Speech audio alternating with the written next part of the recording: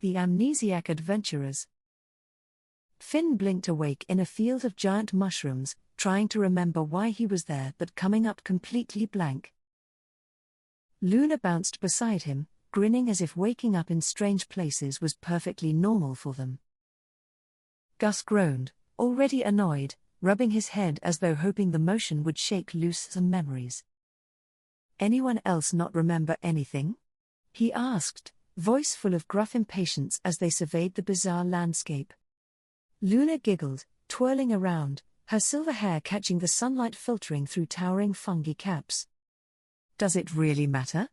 she chirped. "We're here, and it looks like fun, whatever this is." A soft rustling in the bushes startled them, and out popped Zara, a tiny, furry creature with glowing eyes. "Ah, you're awake," Zara said, her voice lilting with mystery. "Welcome back, or should I say, welcome again."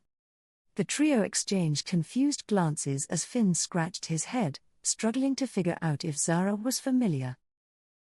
"What do you mean again?" Finn asked, suspicion creeping into his voice, even though Zara seemed harmless.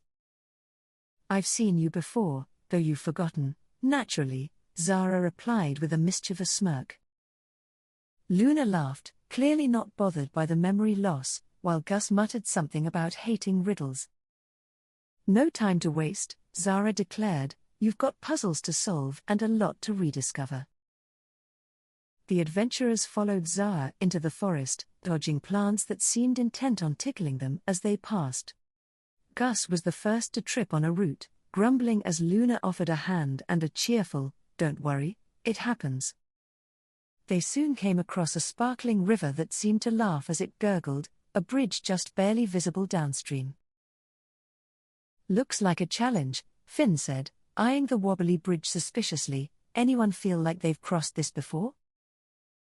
"Nope, but let's go anyway," Luna replied with a wink, already skipping towards the bridge without hesitation. Gus followed reluctantly, muttering something about the bridge looking like it was built by squirrels with shaky hands. Halfway across, the bridge swayed dangerously, making Gus yelp while Finn tried to hold it steady. Zara floated beside them, chuckling softly. "You've been braver before, but I suppose this is good for a fresh start." After a few wobbles, they made it across, and Gus collapsed dramatically on the other side, much to Luna's amusement. "Where to now?" Finn asked, brushing off his pants, trying to shake the nagging feeling he was missing something important. Zara pointed ahead to a giant stone door set into the hillside, its surface etched with glowing, swirling symbols. "That's your next puzzle," Zara said with a knowing nod, as if the answer were simple but entertainingly elusive. Finn approached the door, running his hands over the symbols, but nothing happened, much to Gus's increasing frustration.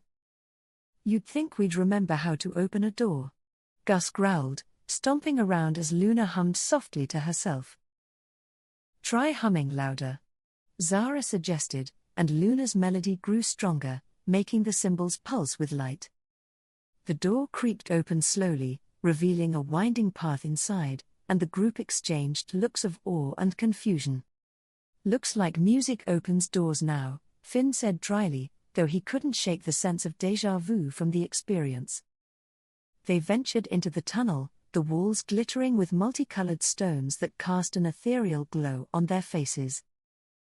Gus grumbled about how they'd forgotten useful skills like door opening but somehow kept their annoying quirks. As they walked, they began to remember odd fragments, a shield, a campfire, and a fierce battle with a giant chicken. "Did we fight a giant chicken?" Finn asked, baffled as the memory resurfaced, making Gus grumble louder. "I definitely remember a giant chicken," Luna said brightly, "and I think it was angry because we stole its eggs." "That doesn't sound heroic," Finn mused, but Zara just giggled from her floating perch beside them. They emerged from the tunnel into a glowing meadow, where the grass hummed with a rhythm that matched their steps. "More music?" Gus groaned. "Can't we just punch something for once?" His sword hung unused by his side. As if on cue, a trio of mischievous pixies appeared, giggling and zipping around them, taunting with magical sparks. Finn swung his sword out of reflex, but the pixies simply laughed, disappearing and reappearing in bursts of light. "You can't fight them," Zara said, "you have to dance," and Luna was already twirling in time with the pixies' song. Reluctantly, Gus joined in, his movements stiff at first but slowly matching the melody as the pixies stopped teasing. The pixies vanished in a flash, leaving behind a shimmering key, which Finn picked up, wondering what it unlocked. "You're remembering more, aren't you?" Zara asked, eyes twinkling, as the key pulsed with faint magic in Finn's hand. "Yeah," Finn admitted, "but it still feels like pieces are missing," his brow furrowed as he pocketed the key. They continued walking, reaching a cliffside that overlooked a valley filled with floating islands and rainbow waterfalls.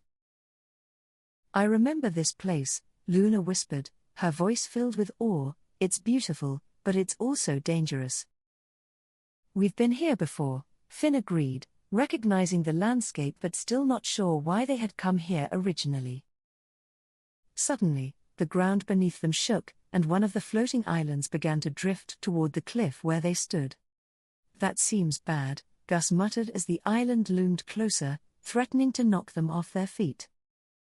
Finn acted fast, pulling the key from his pocket and holding it up toward the island as it glowed brighter.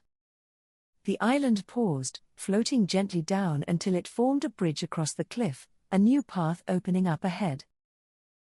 "Looks like we've been unlocking more than just doors," Finn said, leading the way onto the island bridge. As they crossed, memories of their past quests returned in bursts, laughter, teamwork, and the thrill of discovery.